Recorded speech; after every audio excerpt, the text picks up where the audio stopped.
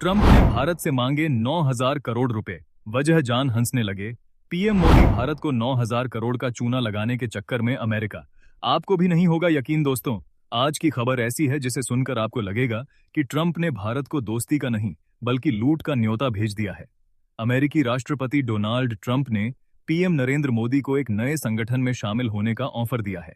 नाम है board of peace. और इस बोर्ड की असली फीस सुनकर मोदी जी भी मुस्कुरा दिए, क्योंकि यह रकम है करीब 9,000 करोड़ रुपए। यानी अमेरिका भारत से शांति के नाम पर मोटी कमाई करना चाहता है और दुनिया को दिखाना चाहता है कि वह अभी भी बॉस है। अब सवाल उठता है कि यह बोर्ड ऑफ पीस है क्या? तो दोस्तों, इसे वॉशिंगटन गाजा पट्टी के लिए एक नया शांति ढांचा बताकर बेच रहा है। कहा जा रहा है कि यह इजरायल और हमास के युद्ध विराम समझौते के दूसरे चरण का हिस्सा होगा। इस बोर्ड का काम गाजा में शांति, सुरक्षा और पुनर्निर्माण की देखरेख करना होगा। लेकिन हकीकत में यह एक पावर गेम है जिसमें ट्रंप अपने हाथ में पूरी कमान रखना चाहते हैं। दोस्तों, ट्रंप इस बोर्ड को दुनिया के सामने ऐतिहासिक और साहसिक कदम बता रहे हैं, लेकिन असली कहानी यह है कि अमेरिका मध्य पूर्व में अपने प्रभाव को फिर से मजबूत करना चाहता है। गाजा के नाम पर नया कंट्रोल सिस्टम बनाया जा रहा है और भारत जैसे देशों को इसमें जोड़कर इसे अंतर्राष्ट्रीय वैधता भी दिलाई जा रही है। यानी अमेरिका चाहता है कि भारत उसके प्लान पर मुहर लगाए और फिर दुनिया बोले, देखो भारत भी साथ है। अब सुनिए इस बोर्ड की सबसे बड़ी चाल। पहले 3 साल तक कोई पैसा नहीं देना पड़ेगा। यानी शुरुआत में मीठी गोली दी जाएगी ताकि देश फंस जाएं, और फिर 3 साल बाद अगर स्थायी सदस्य बनना है तो देना होगा $1 बिलियन, यानी करीब 9,083 करोड़ रुपए। अब बताइए, यह शांति का बोर्ड है या सदस्यता के नाम पर दुनिया से वसूली का बोर्ड है?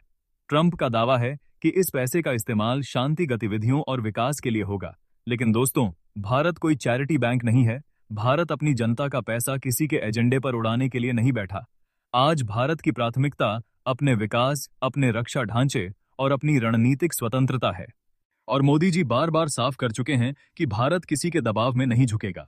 अब इस बोर्ड में देशों को कौन कौन सी जिम्मेदारियां निभानी होंगी? गाजा में सीजफायर के अगले चरणों की निगरानी, नई फिलिस्तीनी समिति बनाना, अंतर्राष्ट्रीय सुरक्षा बलों की तैनाती, हमास से हथियार समर्पण की प्रक्रिया का मैनेजमेंट और तबाह गाजा का दोबारा निर्माण। यानी मैदान में काम दूसरे करेंगे और श्रेय अमेरिका ले जाएगा। दोस्तों, ट्रंप ने पीएम मोदी को पत्र लिखकर कहा कि भारत का साथ होना सम्मान की बात है, लेकिन भारत सम्मान के नाम पर सौदेबाजी नहीं करता।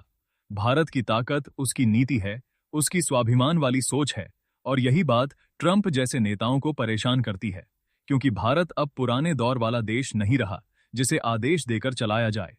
इस निमंत्रण को भारत में अमेरिका के राजदूत सर्जियो गोर ने भी शेयर किया और भरोसा जताया कि यह बोर्ड गाजा में शांति और समृद्धि लाएगा।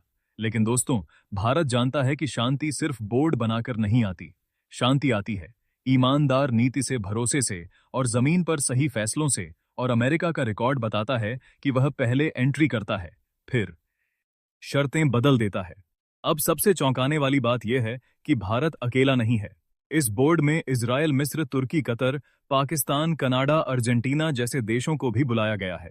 लगभग 50 देशों को निमंत्रण भेजा गया है और कहा जा रहा है कि दावोस में होने वाली बैठक के दौरान आधिकारिक सूची सामने आएगी। यानी ट्रंप ने इसे एक ग्लोबल शो बना दिया है ताकि दबाव और बड़ा हो जाए।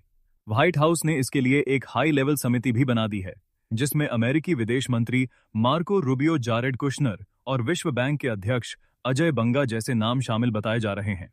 साफ है कि अमेरिका इसे सिर्फ शांति मिशन नहीं बल्कि पावर और फंडिंग मशीन बनाना चाहता है और भारत को इस खेल में खींचकर अपनी रणनीति को भारी दिखाना चाहता है। लेकिन दोस्तों, अब फैसला भारत के हाथ में है। क्या भारत ऐसे बोर्ड में शामिल होकर अपने ऊपर नई जिम्मेदारियां और भविष्य की फीस ला देगा, या फिर मोदी सरकार सीधे कहेगी कि भारत शांति के साथ है लेकिन वसूली के खेल के साथ नहीं? आपको क्या लगता, भारत को गाजा में पैसे देने चाहिए या नहीं? कमेंट्स में जरूर बताइएगा। जय हिंद।